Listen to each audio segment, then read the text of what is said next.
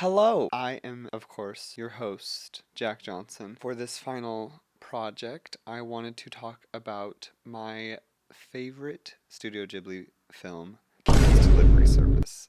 It has always been my favorite of that studio. I remember the first time I watched it, I was in 8th grade, and I just fell in love with it. It was this kind of world that I had never stepped into of not necessarily magic because it wasn't like Harry Potter or that type of witch and wizardry. So, but it was more like just whimsy and real world magic almost. I mean, there's definitely magic in it, and we'll get into that. I've got a lot of topics to get through. So, anyways, this film gave me something. It gave me a feeling of almost nostalgia for a simpler life, if that makes sense. I figured I should give my qualifications on why I should be able to talk about and judge this film in a critical sense. The first biggest one being, and I didn't know this until literally today, I rewatched it. Every time I watch, I try to rack my brain about where this film takes place, and I never once, had the big brain move to look on the computer that everyone has in their hands and just look up where it's from. So this time around, I was trying to look at the street signs and the store names and everything that goes on in this city that Kiki moves to. I knew that this town took place in more of a European city because of just how the building's architecture and the city mapping, if you will, was very different when compared to other Ghibli films. Because a lot of those other Ghibli films obviously take place in Japan because they're from, Miyazaki or Takahata's own experiences. But this one is very different in terms of the building style and layout.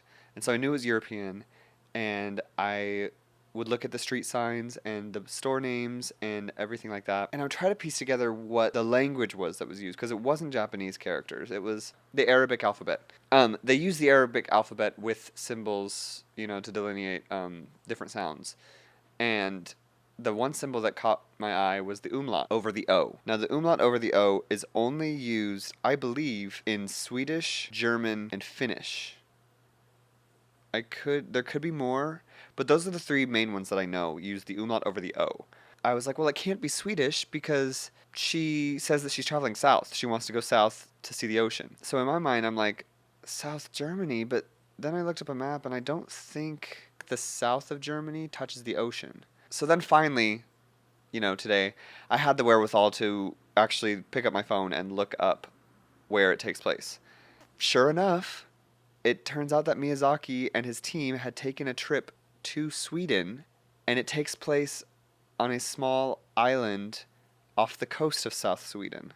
And that made me emotional for a second because this film has been my favorite for a very long time. And my family is Swedish. My grandmother, who I live with when I go back home in Montana, she's first generation American. And I am very connected to that culture, and I'm very connected to my family that's still over there. I have cousins over there that I've gone to visit before, and it's a beautiful country, and so I'm very connected to that part of me. And to find that out, that one of my favorite films that I've loved for so long takes place in essentially my homeland, I guess, was just a very sweet thing to realize. So I think that is a major qualification for why I should be able to talk about this film. I touched on this before. We're going to talk about the vibe of the whole film. And then we'll talk about the characters. We'll kind of unpack them. We're going to talk about a couple of themes. Then we're going to talk about, my own experience and how I relate to this film and how I've really taken this film to teach me a lot of things throughout the years. There's a lot going on. We're gonna kick it off with the vibe. I want to clarify when I mean vibe, I mean the feelings that this film gives me. Like I said before in my kind of introduction to the film, it really gives me a sense of nostalgia, even though I've never, lived in a small, underdeveloped town type thing. I mean, I have. I grew up in rural Montana. At the time I first watched this film, it was in a transition period of going into high school, and my brother was at that age where he was starting to figure out what he wanted to do with his life. It reminded me of a lot of, my childhood and the kind of carefree nature that childhood has. And so there's nostalgia for that, even though I was still a child at the time. I mean, I was the same age as Kiki when I first watched this. I was 13, and in the film she's 13, and so I very much related to her. But then also I think it was kind of the first time I experienced this feeling or longing of leaving America and explore the world. And then along with the vibe, the scenery in this film is really like special. I mean, it goes through a lot of different scenic changes, if you will. We start in this very overgrown witch's home. It reminded me of that Sandra Bullock film, Practical Magic. Love that movie, but that house in that film very much reminded me of Kiki's house that she grows up in with her mother. From the witch's home at the beginning, she moves on, she flies away, she lands in a train for the night. I am going to talk about this for a second.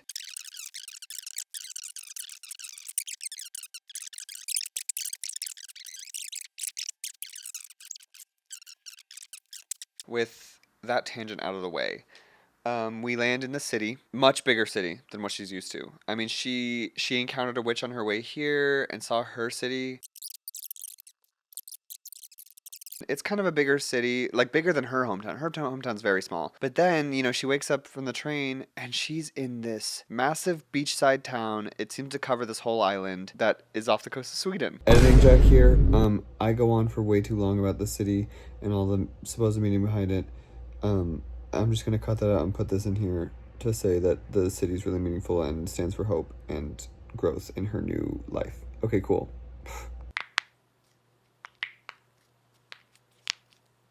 I hope that was good for you. What I love about the woods is every time she goes into the woods, I truly believe that she comes out of the woods as a new person. She goes into the woods this first time, it's her first experience really doing a delivery, like a big delivery. She's got this new business, she's very green in a sense. Comes out, having this new experience of disrupting nature. She's only really experienced the disruption that she's caused with humans, but she hasn't disrupted nature before. So she comes out of it with a new appreciation for the woods. Okay, so this next part I talk way too long about the two houses that she delivers to. The first one being the family home and the other one being the old lady's. The old lady's home she's much more comfortable with and invited into and wants to help out there. The family home she never goes inside and she doesn't feel comfortable there. There's a duality there. So yeah, that's it. The last scenery location I wanted to talk about is the sky. And it's important for Ghibli. As we talked about this semester, Miyazaki has a fascination for planes and sky and air travel and all that. And obviously this film is heavily centered on the idea of air travel. That's Kiki's whole thing, is she can fly. It's almost its own character in the film. There's multiple scenes which causes her strife in the sky, but there's multiple scenes that she is loving the sky. Rain, puts her down more than once in the film. When she gets in the train car, but then later on she gets rained on while traveling home from a delivery, and she gets sick because she stayed in the rain for too long.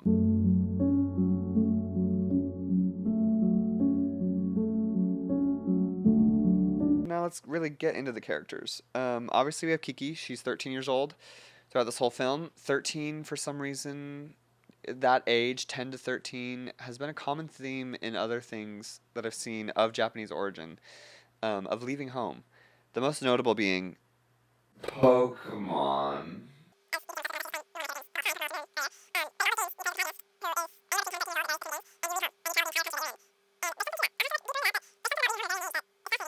I wonder if there is like evidence in Japanese culture of why, that continues to show up. Our next character is Gigi. Gigi is Kiki's black cat. It seems to be a thing in this film where all witches have black cats because the other witch that she meets also has a black cat. So I think that's kind of a common theme, is that all witches, the only familiar that they have is a black cat. And Gigi, kind of at the beginning of this film is very pessimistic, very glass half empty, always questioning why Kiki does the things she does, always kind of wants to turn back, wants to go home, wants to stop moving forward until he finds a reason to stay in the city. The reason is love. And that's a very important idea in this film because Kiki's always seeing some sign of relationships. She looks out the window while she's working and she sees a couple meet up on the side of the street. And then she finally sees Gigi find love. And Gigi sees that love in another cat, obviously, because that would be weird if it wasn't. I think that's kind of the turning point in Gigi's personality. And then Gigi lost his ability to speak. That's kind of the first sign where she realizes that she's losing her magic, or she's experiencing kind of a drought in her magic. Gigi never recovers his ability to speak, and I think that's important. I think if Gigi had recovered his ability to speak, it would have been too easy, too simple. I think it's important that Gigi forgets how to speak in a sense because he's found love in this other cat and wants to be a cat. He doesn't want to be like kind of a friend or a person to Kiki. He wants to be what he's meant to be, and that's Kiki's cat. Because he also wants Kiki to go out and find new friends. That's tough to do, but you recognize that that's more important, is pushing these people to find new friends, new experiences, new relationships. So I think that's the importance of him losing his ability to speak. Next we have Osono, who is the owner of the bakery. She and her husband, but she kind of acts as the second motherly figure to Kiki, and offers her a place to stay, gives her work, even pays her to make her own deliveries. That moves us on to Tombo. Tombo is a boy about the same age as Kiki who sees her flying, and he's obsessed with aviation. I believe that Tombo is the Miyazaki figure in this film, because we know that Miyazaki loves to put himself in all his films. And the last character I was going to talk about is Ursula. She is incredibly influential on Kiki. I think she's in her mid-20s, living out in the woods by herself in a little log cabin. When Kiki and Ursula meet, all of a sudden there's this duality of classic witchcraft and more modern witchcraft. Kiki is more of the classic witch in that she, has magical powers in the sense of like she can fly on a broom. Her mother's a potion maker. Very classic witchcraft type of character. Whereas Ursula is more of kind of the nature-dwelling modern witch that we see nowadays. We wouldn't necessarily call them witches, and she teaches Kiki that burnout is very effective and can be detrimental to people's artistry, and she makes the connection that maybe her artistry is very similar to Kiki's witchcraft.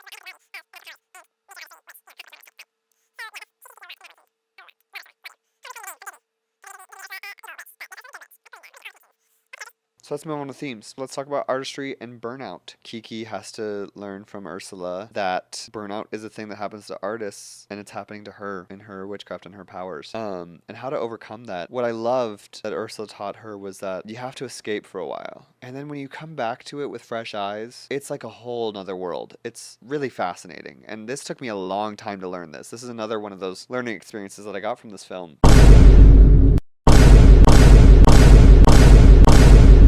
Finding your inspiration. Ursula talks about that also. You gotta find things that inspire you. As an actor, I've experienced plenty of burnout. Inspiration is so important in everything you do. Doesn't matter if you're an artist or if you are working in the medical field or lawyers. Growing up is a huge theme in this film, especially growing up fast and leaving home early. I'll have this blend into my own experience. I skipped a grade. I skipped second grade, so I graduated high school 2 or 3 weeks after my 17th birthday. For college, I knew I could not stay in Montana, somewhere far away, somewhere more developed. I left and I came down to Nashville. I remember visiting for spring break with my mom. I fell in love instantly. As we see in the film, towards the end, Kiki writes a letter to her parents, and she says, I do miss home. I miss you guys. You're my parents, of course, but I'm so happy here. That is so perfect for how I feel. I'm graduating college in a week and a half at 20 years old. That's mind-boggling to me. Kiki's delivery service has been there through all of it, and it has taught me some really important life lessons. Anyways,